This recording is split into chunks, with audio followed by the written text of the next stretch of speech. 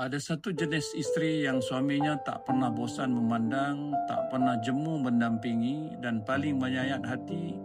Suaminya tak sanggup berjauhan walaupun sesaat. Bukan sebab dia paling cantik, tapi sebab sesuatu yang menusuk ke dalam jiwa. Wahai isteri, lelaki ini adalah suamimu. Dia kuat di luar tapi rapuh dalam diam. Dia tanggung dunia tanpa banyak bicara. Dia telan luka tanpa siapa tahu.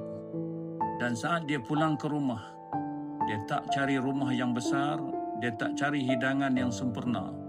Dia cuma cari satu hati yang memeluk jiwanya tanpa syarat. Bila dia melangkah masuk, jangan sambut dia dengan beban. Jangan sambut dia dengan keluhan. Sambutlah dia seolah-olah itulah kali terakhir kau melihatnya.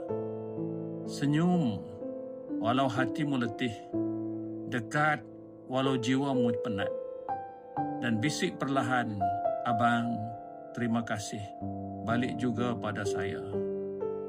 Saat itu dunia yang menghimpit dadanya runtuh satu persatu, dan yang tinggal hanya cinta yang makin mendalam pada isterinya. Dengar bukan sekadar telinga, tapi dengan hati. Bila dia bercerita, walau cerita itu biasa, bagi dia itu adalah cara dia berkata, aku perlukan kau.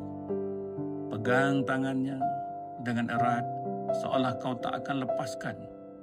Kerana saat itu dia sedang jatuh cinta, bukan pada wajahmu, tapi pada jiwa yang membuat dia rasa hidup kembali. Dan saat dia tidur, pandang wajahnya, bisik dalam hati, ya Allah, lelaki ini amanahmu. Doakan dia dalam hati, dalam diam-diam, walau dia tak pernah tahu. Kerana cinta yang dijaga dengan doa, ia bukan sekadar bertahan. Ia terpahat dalam hingga ke dasar jiwa.